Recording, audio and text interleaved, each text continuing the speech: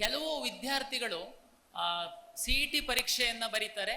ಕೆಲವು ವಿದ್ಯಾರ್ಥಿಗಳು ನಮ್ಮ CET ಮುಖಾಂತರ ಅಲಾಟ್ ಮಾಡುವಂತಹ ಯಾವುದೇ ಸೀಟ್ಗಳು ಬೇಕಾಗಿಲ್ಲ, ನಮಗೆ ಮೆಡಿಕಲ್ಲು, ಡೆಂಟಲ್ಲು ಮತ್ತೆ ಆಯುಷ್ಗೆ ಹೋಗುವಂಥವ್ರು ಇದೀವಿ, ನಾವು ಬರೀ ನೀಟ್ ಪರೀಕ್ಷೆಯನ್ನು ನಾವು ಬರಿತೀವಿ, ನಾವು CET ಪರೀಕ್ಷೆಯನ್ನು ಬರೆಯಲ್ಲ ಅಂತೇಳಿ. ತಮಗೆಲ್ಲ ಗೊತ್ತಿರುವಂತೆ ನೀಟ್ ಪರೀಕ್ಷೆಯನ್ನ ನ್ಯಾಷನಲ್ ಟೆಸ್ಟಿಂಗ್ ಏಜೆನ್ಸಿಯವರು ಮಾಡಿದ್ರೂ ಸಹ ಕರ್ನಾಟಕ ರಾಜ್ಯದ ಮೆಡಿಕಲ್ ಕಾಲೇಜುಗಳಿಗೆ ನಾವು ಸೀಟನ್ನು ಹಂಚಿಕೆ ಮಾಡ್ತೀವಿ.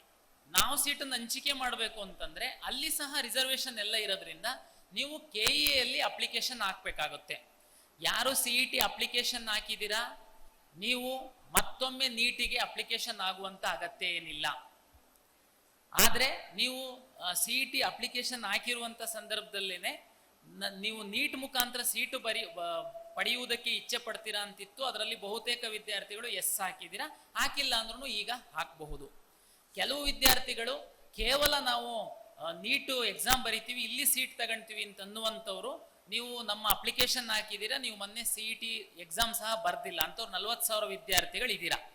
ಒಂದ್ಸರಿ ನೀಟ್ ರಿಸಲ್ಟ್ ಬಂದ ನಂತರ ನಮಗೆ ನ್ಯಾಷನಲ್ ಟೆಸ್ಟಿಂಗ್ ಏಜೆನ್ಸಿಯವರು ಕರ್ನಾಟಕ ರಾಜ್ಯದಲ್ಲಿ ಪರೀಕ್ಷೆ ಬರ್ದಂಥವ್ರು ಮತ್ತೆ ಇಡೀ ಇಂಡಿಯಾದಲ್ಲಿ ಯಾಕೆಂದ್ರೆ ಮ್ಯಾನೇಜ್ಮೆಂಟ್ ಸೀಟಿಗೆ ಇಂಡಿಯಾದ ಬೇರೆ ಬೇರೆ ಭಾಗದ ವಿದ್ಯಾರ್ಥಿಗಳು ಸಹ ಎಲಿಜಿಬಲ್ ಆಗ್ತಾರೆ. ನಮಗೆ ಡೇಟಾವನ್ನ ಕೊಡ್ತಾರೆ. ಅದರ ಆಧಾರದ ಮೇಲೆ ನೀವು ನೀಟಲ್ಲಿ ಯಾವ ರ್ಯಾಂಕ್ ಬಂದಿದೆ ಅನ್ನುವಂಥದ್ದನ್ನು ನಾವೇನೆ ನಮ್ಮ ತಂತ್ರಾಂಶದಲ್ಲಿ ನಿಮ್ಮ ಹೆಸರು ಮುಂದೆ ನಾವು ಅದು ಹಾಕುವಂತಹ ಕೆಲಸವನ್ನ ನಾವು ಮಾಡ್ತೀವಿ. ಇದು ನಿಮ್ಮ ಎಡಿಟ್ ಮತ್ತೆ ಅಪ್ಲಿಕೇಶನ್ಗೆ ಸಂಬಂಧಪಟ್ಟಂತೆ ಸಂಕ್ಷಿಪ್ತವಾಗಿ ಹೇಳಿದ್ದೀನಿ. ಈಗ ತುಂಬಾ ಜನಕ್ಕೆ ಕುತೂಹಲ ಇದೆ, ಎಕ್ಸಾಮ್ ಆಯಿತು, ಕೀ ಆನ್ಸರ್ ಬಂತು, ರಿಸಲ್ಟ್ ಯಾವಾಗ ಬರುತ್ತೆ KEA ಇಂದ ಅಂತೇಳಿ. ತಮ್ಗೆಲ್ಲ ಗೊತ್ತಿದೆ, ಕರ್ನಾಟಕ ರಾಜ್ಯ ಸರ್ಕಾರ PUC 2ನೇ ಪರೀಕ್ಷೆಯನ್ನ ಈಗಾಗಲೇ ನಡೆಸ್ತಾ ಇದೆ. ನಾವು ಫಸ್ಟು ಮತ್ತೆ ಸೆಕೆಂಡು ಪರೀಕ್ಷೆಯಲ್ಲಿ ಅಭ್ಯರ್ಥಿಗಳಲ್ಲಿ ಡೇಟಾವನ್ನ ಆಧರಿಸಿ ಯಾರು ಹೆಚ್ಚಿನ ಅಂಕಗಳನ್ನ ಗಳಿಸಿರುವಂತರ ಇರ್ತಾರೆ, ಅದರ ಆಧಾರದ ಮೇಲೆ ನಾವು ನಿಮಗೆ ರ್ಯಾಂಕ್ ತಮ್ಗೆಲ್ಲ ಗೊತ್ತಿದೆ. ಕರ್ನಾಟಕ ರಾಜ್ಯ ಸರ್ಕಾರ CET ರ್ಯಾಂಕ್ ಅನ್ನ PUC 50% ಮಾರ್ಕ್ಸು ಮತ್ತೆ CETಯ 50% ಮಾರ್ಕ್ಸ್ ಆಧರಿಸಿ ರ್ಯಾಂಕ್ ಕೊಡುವಂಥದ್ದು.